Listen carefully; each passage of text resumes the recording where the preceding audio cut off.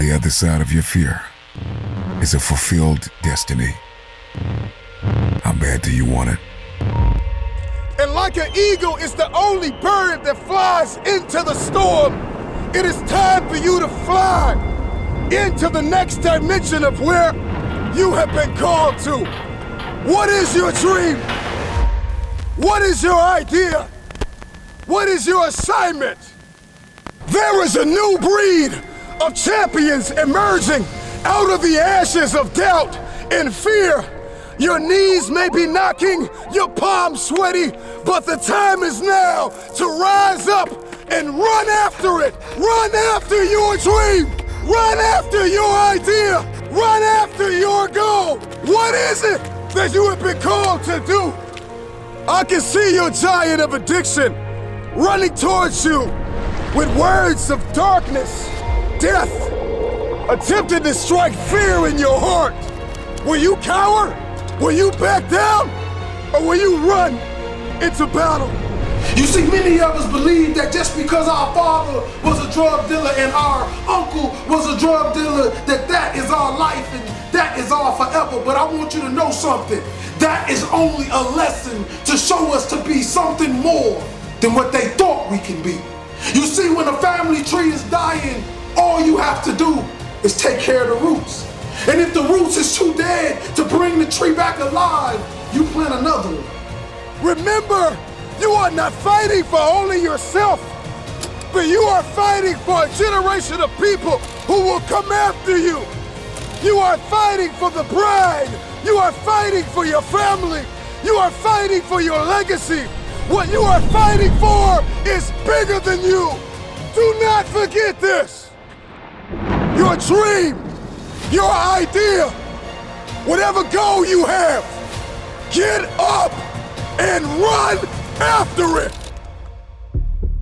But I see a generation rising up against the one who called you powerless, rising up against the fiery darts of the enemy, rising up against the lie that have held us down far too long, rising up against the despair and the heaviness and the chronic anxiety. I have waited my whole life for this moment. Thank you to everybody that doubted me. Knees buckling, palms sweaty, heart heavy, but I'm ready. I'm afraid, but I'm running.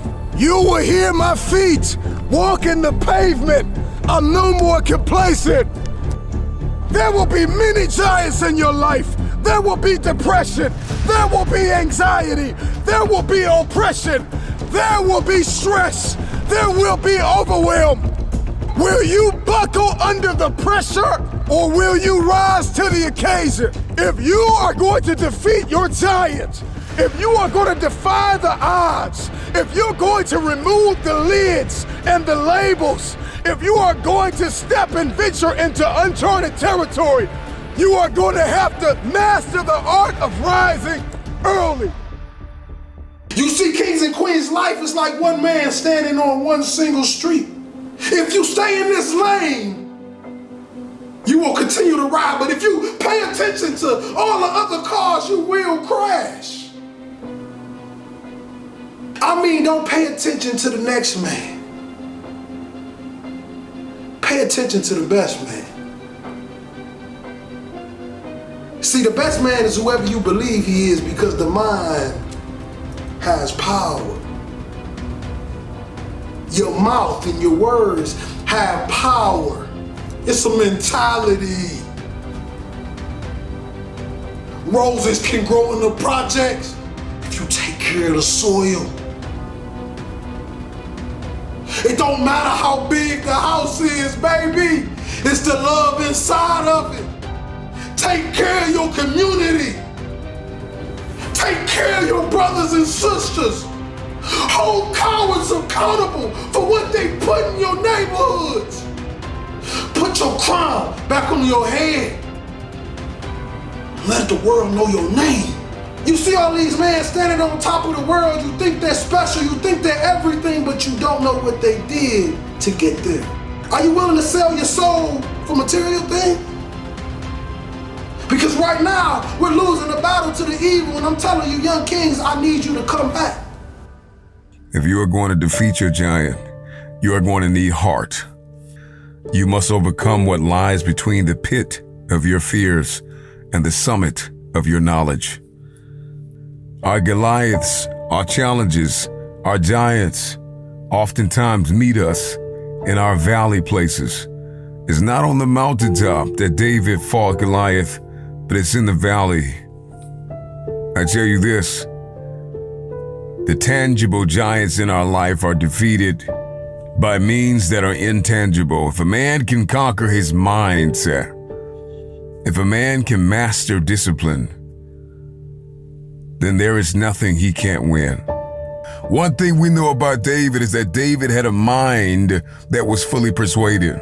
He was not motivated by his sling. He was motivated by something very intangible, something very supernatural. If you're going to defeat this giant, if you're going to win the war, it starts on the battlefield of your mind.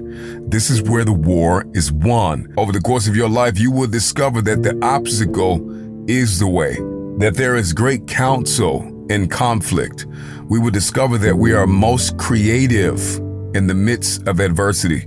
So do not run from your battle, for the battle is a learning experience. The battle is a platform for promotion. You got to overcome fear. The moment that you overcome fear, then your opponent is bankrupt. There's nothing they can do. You're going to have to dispense with fear and with negative self-talk. Remember your why. It is the why that gets us the win. And it is the why that gives us the power to persevere through the how. Stop looking for the addition. Stop looking for the validation. Stop looking for everybody to agree with what you're about to do. Stop looking for everybody to understand. And know this, all you have is all you need. What has been tested, what has been proven. Do something with what's in your hand. Do what you can with what you have. But I want to tell you this, that you are phenomenal. You are a king. You come from royal blood. You stand on the tippy top of pyramids. You are royalty, king. You are a light. You are a star. The question is, do you believe?